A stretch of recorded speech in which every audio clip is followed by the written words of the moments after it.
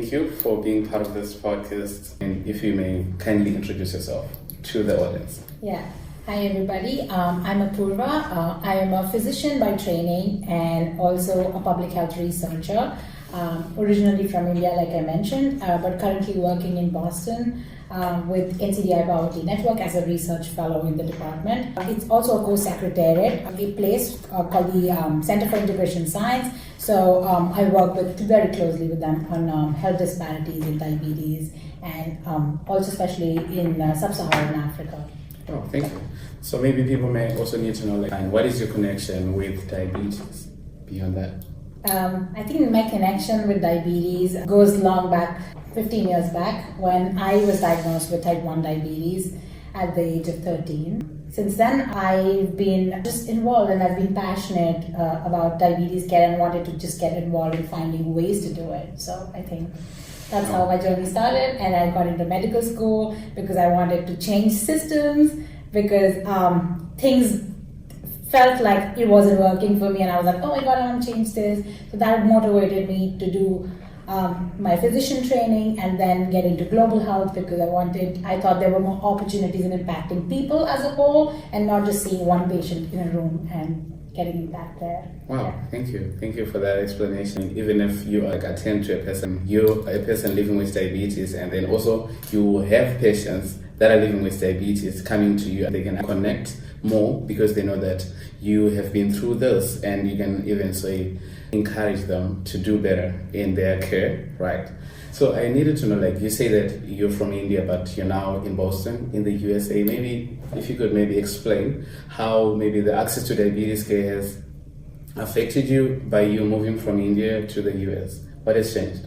Yeah, so it's just been 2 years I've moved to the US. Before that, I spent a majority of my life in India, and I'm originally from Delhi, which is the capital city, and I was born in a family of doctors. And when I was diagnosed, my father diagnosed me, and so when he diagnosed me, I knew what was diabetes, and I kind of knew what syringes looked like, and we often had conversations on dinner tables. I never knew access to insulin was a big issue. Most of the medications you buy in India is often out of pocket. It could be anything. So I thought insulin was also out of pocket, and I'll go and buy it. That's what I got. But my father also used to get free samples of insulin, so I felt probably access isn't an issue. But when I was growing up, and gradually I realized I have to be on pens, I have to buy insulin, and when I started calculating how much money I need from my parents every month, that's when I realized, oh my god, insulin is expensive. And we come from a middle class family, and when I was facing it, it gave me a question and a thought that it would be being so challenging for people who are actually living with it in rural areas, who don't have money to even buy food from outside. And that's what actually made me feel like access is such a big issue. Now, just fast forwarding it to how I got involved in global health and started doing advocacy when I was in India. And then when I moved to the US, I knew it would be tough, because I had people, I was in touch with a lot of advocates from the US who told me that US is a very complex system, and that you have to advocate for yourself. Nobody's going to help you. And because of the complexities of how insulin pricing and insurance coverage are, that's what actually I knew that I was prepared for it. So when I came, I did have student insurance, but I still had to pay a lot of copay every time. It felt like a heavy heart when you had to take out $40 and pay to the CVS pharmacy just for something you need to be dependent on. I tried to curb that down and thought getting insulin from India would be cheaper than paying dollars here. So I did that. I used to ask, my mom always used to ask, Pura, what do you need from India? I was just insulin. And that speaks a lot. Wow, this is amazing. Wow, thank you so much for sharing that one. I mean, it's amazing and it's encouraging to say, okay, fine, you had maneuver to now living in a new world, new space, everything is changing. And given that insulin is quite expensive in the USA, if I could still get it from India, because yes, I want to be here in the US, but I need the insulin from India because maybe it's cheaper. Wow, that speaks volumes on its own. So maybe if you could, now that you're a person living with diabetes, you are a physician, and also you got involved in advocacy as a global advocate, and now you're a global advocate for T1 International, and you're even leading in other platforms that deals with diabetes. If you could maybe speak a little bit about that, maybe people might find motivation from that. Yeah, what would thanks. you say? Just like you, I was also looking for answers when, as a young teenage girl, fighting the stigma around diabetes, trying to look for answers, struggling with access. And that's when I one day was like on the internet, and I found why is insulin expensive, what are the issues happening about insulin, why is pricing such a complex problem. And I came across T1 International, Elizabeth. Elizabeth Feister was the first person I contacted, and I was like, what should we do about it? You tell me. She told me so much about it. There's something called advocacy. I had no idea about what advocacy means. I always thought the definition of advocacy is actually getting you to train you for becoming a lawyer. I always thought that. Wow. But I never thought advocacy was about speaking for your own rights and finding ways and being patient enough to get access to the person who actually needs it.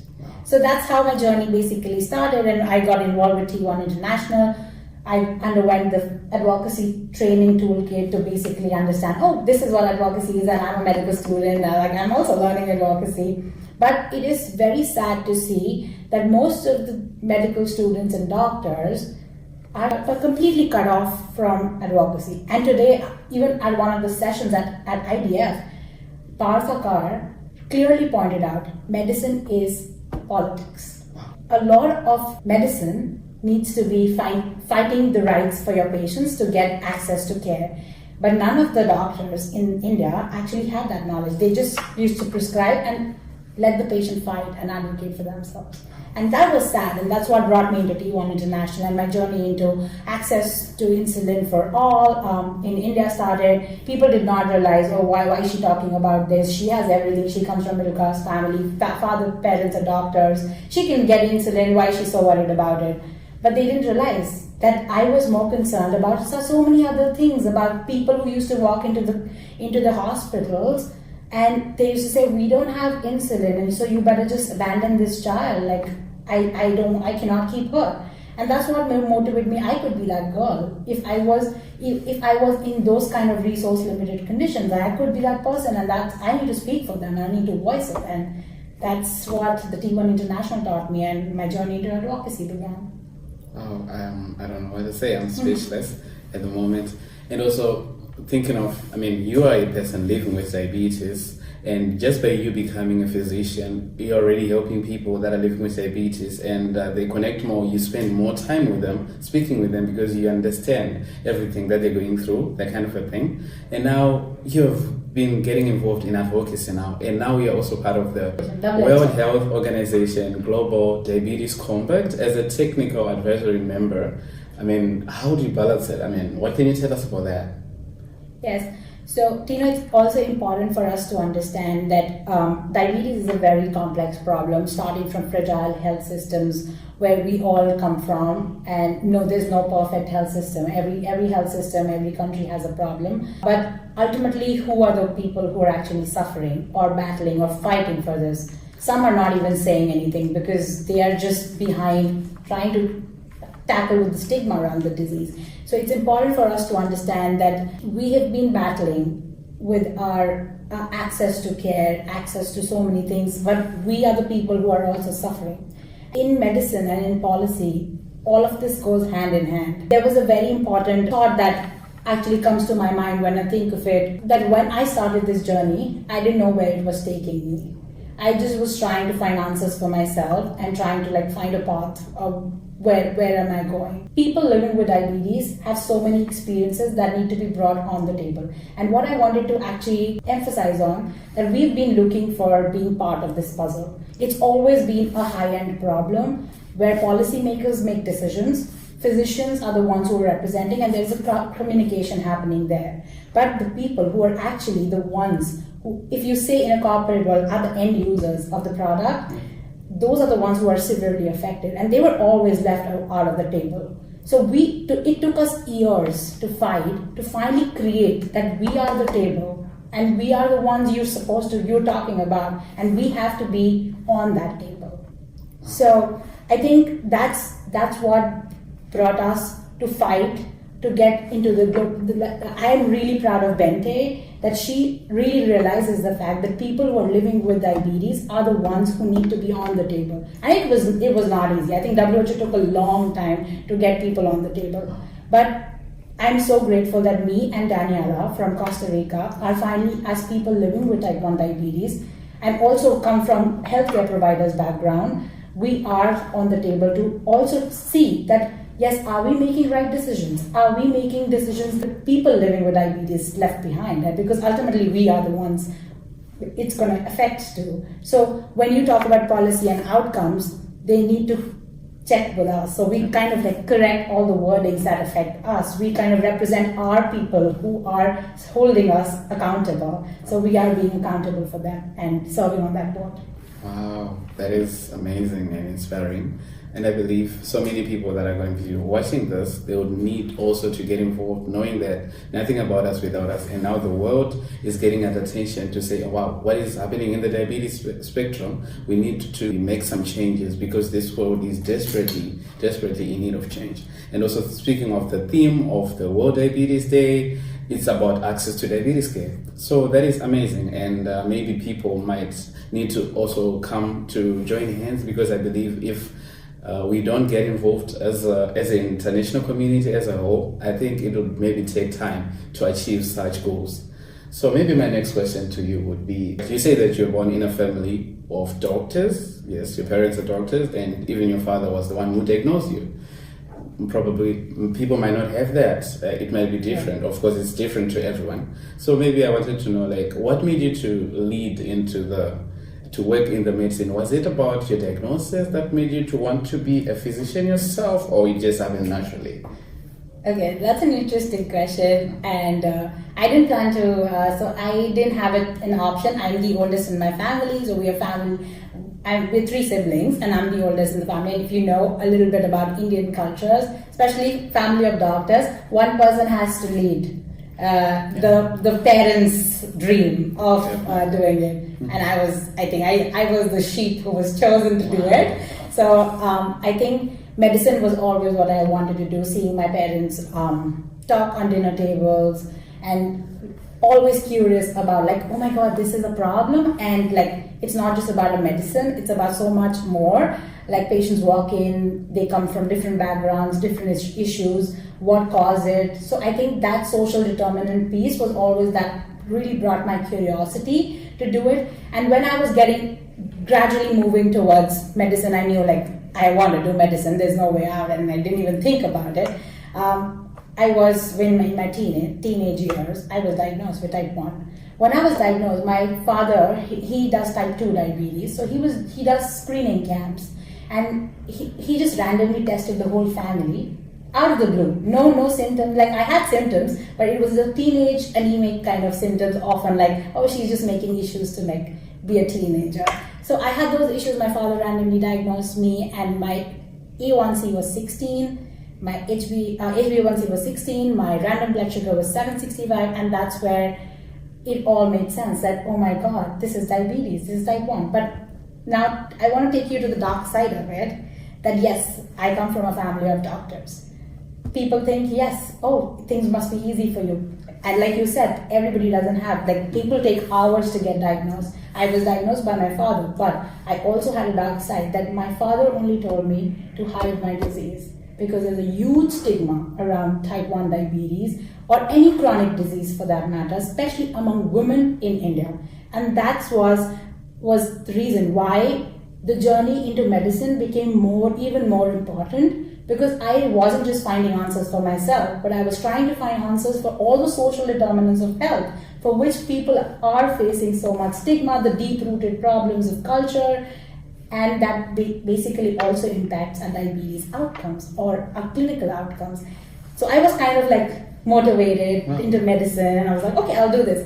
So that's how my journey into medicine started, and kind of like I didn't want to follow the straight path of like medicine, of doing residency and then get into clinical practice. like I said, I was very curious to not just have answers, and I was exposed to advocacy during my medical school, thanks to Elizabeth Feister for T1 International, that I started looking answers through global health problems and health systems problem, and that brought me into getting into the larger arena of global health, medicine, finding answers, and yeah, that's the way I got in, and I'm still exploring. I don't say this.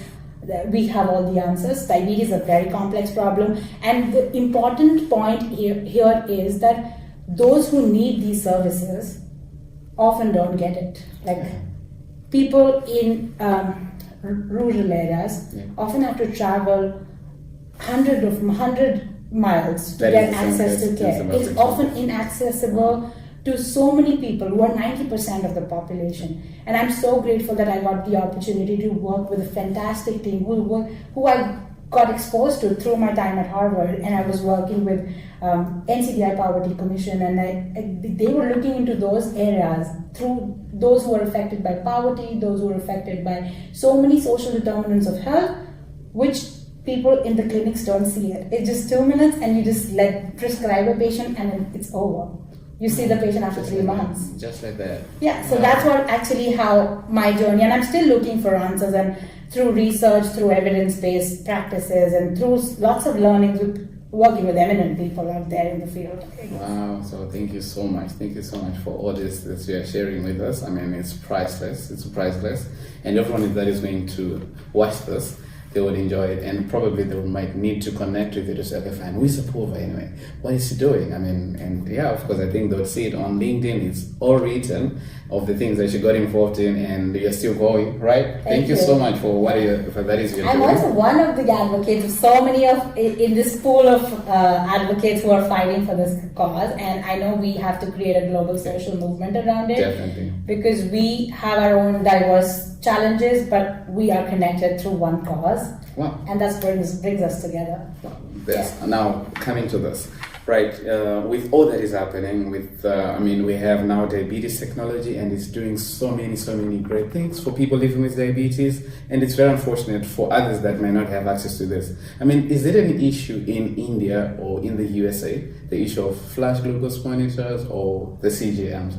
And if it is, I mean, how can others, I mean, for people from our own communities that are less privileged, how can we proactively campaign for those things to have access to these diabetes technology? What did you have to do? I think it's a big question, and for this to access to technology is a challenge, but technology has really brought a lot of advancements in diabetes care, and but the problem is, like I mentioned before, those who actually need it never get it, so because of so many complex problems. I think that's why our fight becomes even more important now, because we want access to insulin. It's not just insulin, but so much more in the diabetes care that we need access to, so that we not just survive with diabetes, irrespective of wherever we are from, but want to thrive, have opportunities, have similar opportunities, so we can live a life with respect and have that right to explore, irrespective of our locations or physical pin codes. So I think what you mentioned about the challenges between a developing country and a developed country have been there for years, and a lot of people have been left behind because of the divide, the global south and the north divide. But it's important to understand that we need to think about solidarity. There has to be a global solidarity around it, where people living with type 1 diabetes have to create this social movement around it, that everybody deserves it, and it has to be a human right. Now, answering to your second question about access available, yes, I spent the majority of my life in India, and I can say that I was never on a CGM until I came to the US, because it was always expensive. Like I mentioned, it was out of pocket. And there is only Freestyle Libre CGM available in India, so you had to pay out of pocket. Compared to the US pricing, it would be cheap, but it was still hard, because it was like I was paying out of pocket and like getting it only for 15 days because I couldn't afford it to wear every 24 hours. Dexcom, not available in the country. There is a monopoly in India none of the pumps can come because they feel that we are less of a population, so there's no investment in that. But there's monopoly. There's only one pump company available who really push the doctors to promote, make patients wear pump because it's going to change lives. But they don't understand that the majority of the patients do not and cannot afford it. A pump costs almost $3,000 if you convert it. It's $3,000 and how can you expect somebody to buy it? But they do force people to buy it through things. And I've known people who've broken their savings to buy an insulin pump for their children. And sometimes they don't get the support, and then pumps don't work, and then they're just left behind. Right. So there's a huge complexity there. And pumps are insulin pumps technology are an answer, but they're just one part of that solution. But we need superimposed education, support, peer support, fighting that stigma, and a support where patients, doctors, and also the community works together for the person living with diabetes or thrive. So I think it's a huge question you asked me, but all of this, yes, it's way more too intense in a developing country like India, like Africa, like Zimbabwe. We have challenges there. We have our own challenges there. But it's also there in developed countries. Even within the US, there are huge disparities with technology. People of color, people who don't have insurance coverage, some people who were never told about these services, have often been left behind. And there are huge disparities even within a developed country. So when people say, oh, it's a developed country, they have everything, technology, they have fancy shining glucose readers and CGMs and minute models of testing and taking insulin. There are disparities there too, and this is a global problem. That's what makes diabetes a global problem. Everyone's suffering, but some are suffering less and some are suffering way too more, and that's what makes it a huge dichotomous world. Wow, thank you so much for clearing the gray areas. Now everybody knows to say, hey, we are not the only ones that are in this. There are so many challenges that we have, but we have to address them in a different way. The priorities in the USA are not the priorities in Africa, but we need to come together and just try to change those things, whatever we can, and then use whatever help we can. There's so many people that have done so many things, and we can learn from you, people like you. So thank you so much, even for being part of this podcast. And now maybe the last question would be to you, Dr. Apoorva. Yes, you're a person who has, diagnosed by a family member because he was an HCP. For families, there are not so many families would have such a case. So what would be your recommendation to families with a newly diagnosed child? What would you say? Should parents let their children get screened? Excellent question and very important to answer. It's important to know type 1 diabetes can happen to anybody at any age, and it's not because of somebody did bad to herself or himself. It's not because of some some supreme power that caused or is trying to in our culture. I think people have this thing that, oh, there's a black magic or we did something bad in our karma long back that is giving it to our children. So for people to understand that type 1 diabetes is an autoimmune condition, it is a pathological problem where your cells stop working. It's just that, and it can happen to anybody at any age. It's not because of some other cultural problem or you blame yourself that you did it to yourself. So let's just fight that stigma first and be clear on that. Yes, now that we have it, we can fight it. We can overcome it through an understanding that yes, our treatment is to take insulin from outside because our body's not taking it. So once we accept that fact and we laid the foundation, we have to see that we have to give support to the child living with it so that any person living with diabetes can actually thrive, irrespective of we come from Zimbabwe, we come from Malawi, we come from even somewhere in the US or India.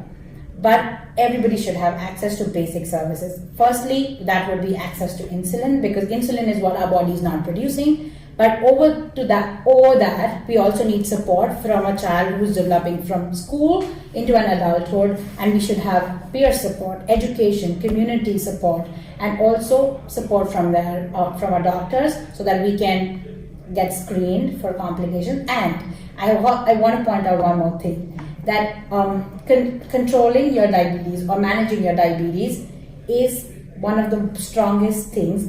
Controlled diabetes will not lead you to anything. You will thrive, and it will not lead you to any complications, and you will be strong. So if you manage your diabetes now, there is no way that you cannot live a normal life.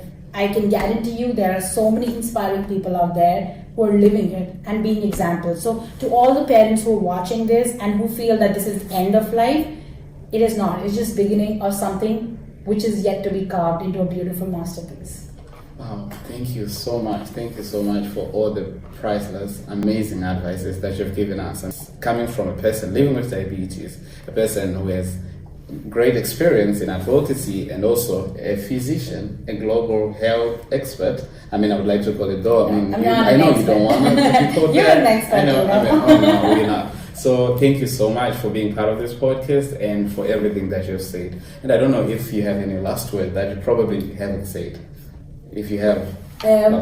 Just last words to everybody watching this is, I know it seems hard, it seems a very tough road, but it will get better, and there are so many people out there to hold your hand and let you out of that dark side and tell you there's a beautiful journey out there, and you'll get to meet so many amazing people like Tino. Got to meet. So he's doing fantastic work, and everybody is part of this journey together. So don't lose hope. Hold on to it. Thank you. Thank you so much.